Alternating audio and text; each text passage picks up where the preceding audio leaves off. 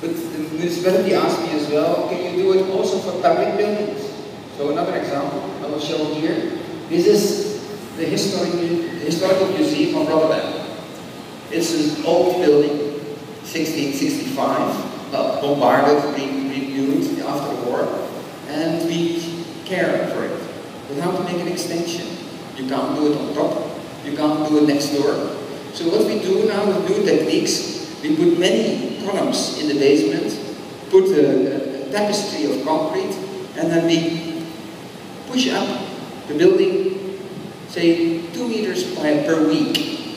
So that means that in about like 2 months, I can do this. I can lift the whole building, I can put the new program below, and I can say walk along the building up, and the building becomes like a podium, like a pedestal for this monument. The monument becomes more monumental, is what we're trying to do. And at that moment it says, come to me. And it plays a role in the Identification Act within Rotterdam. So come there next year to show, because I think the best part is the living, the Raising Act. That's 6 weeks, that's architecture. And the rest is simply making and such. So what's next in this groundbreaking, ground-ending? I'll give you an example of the last months, what we do in Gallia, Montenegro. Montenegro, some of you might know it, was beautiful. It was, this is the site. It's pristine coast, like you have sometimes here and there. Well, you're destroying it all. And the Russian client want to make here a hotel. And it has a view to his other properties, St. Stefan over there, which is a world monument, which he ruined basically. And what to do now on this site? Here, can you make something like this? Oh, that's what's happening with our coasts at the moment. We turn them into cities, and you do it partly as well. And you say, this is Montenegro, wow, you have more economy, I'm aware. But you have these slogans, creative slogans that you make to sell this, but in a way it's horrible. You destroy it, this coast. And then how can you make density without destroying it, I would say. So there is protests at the moment in Montenegro against that. So what we at the moment do, we see all the rooms and all the amenities as like one blanket. And then we can manipulate the blanket in any directions, entrance from the road. So what it actually does, we have the existing landscape of beautiful plants, and we just lift it with 3 meters, one would say. And we shift the program below. Then we can manipulate it. We'll create more density, create more views, create more entrances. And we make these patios for everybody. This is the plan of all the rooms and the road that brings it through. This is the roof scape that you do. So here is the image of the structure that we're going to make on this mountain. But actually, it's this. This is the hotel. Where is the hotel? Is the question. How can even Russian people in this moment, who normally want to, this development want to show off, how they can show honesty as such.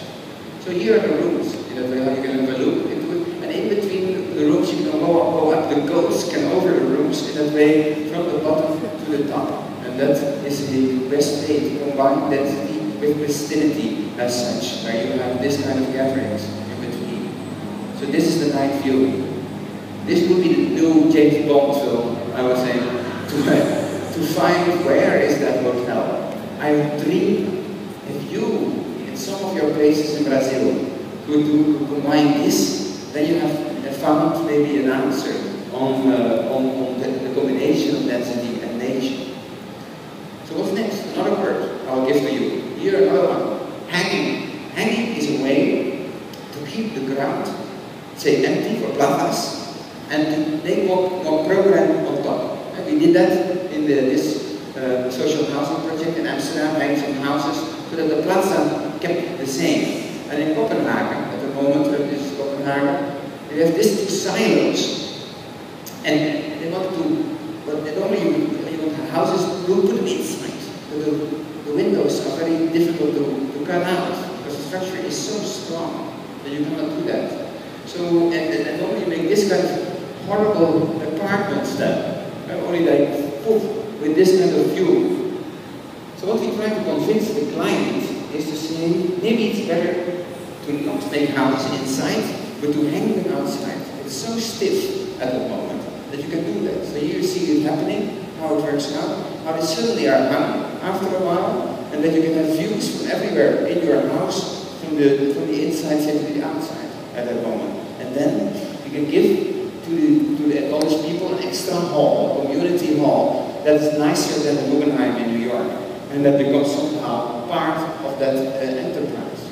Hanging as a way of keeping it. But what's next? I'm surprised, this is last week, that it's copied by one of my colleagues in another place. We were discussing before this is part of our reality. You invent things and people take it further. How you can't patent everything. So what do we do with that? I want to stress, say, that we maybe in our architectural domain have to look better to what you've seen before. That we maybe show that we love our godfathers as such. But we can innovate. We can improve them. And this is a déjà vu that I once painted of all kinds of, say, buildings that do somehow the same. Speck also did that. CCTV has it. We did it in Little Lane. So somehow there's a range of architects that work on the same kind of issue, namely make density, create public spaces also higher up. That's okay. I think we do it in different, say, vocabularies, and every building can be part of that innovative process. Or here the pixel move that goes over the planet. I once said maybe we have to see architecture as a text, I don't know, like track changes. That is a text we wrote for Sarkozy, and he was, with all the track changes you can see the improvements. So maybe architecture is like that. We base it, we have a good reference, but we improve it and bring it back. What's next? Second chapter, I'm going to show.